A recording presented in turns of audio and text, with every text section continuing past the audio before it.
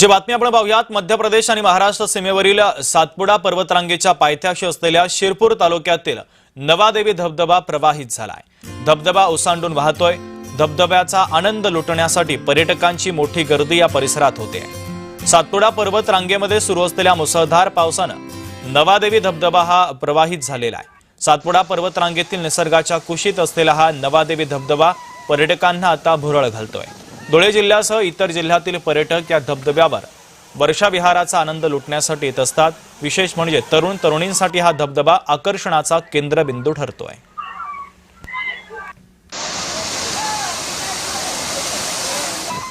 नवादेवी धबधबा येथे सर्व मित्र परिवार दरवर्षाप्रमाणे आम्ही येत असतो।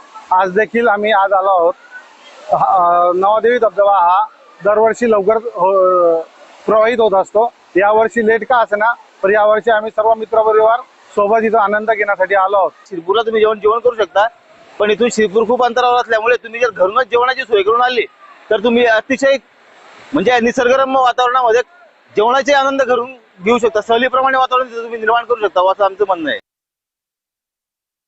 शिरपूर तालुक्यामध्ये हा धबधबा प्रवाहित झाल्याने पर्यटक या ठिकाणी मोठ्या संख्येने दाखल होत आहेत। शिरपूर तालुक्यातील नवादेवी धबधबा प्रवाहित झालेला आहे।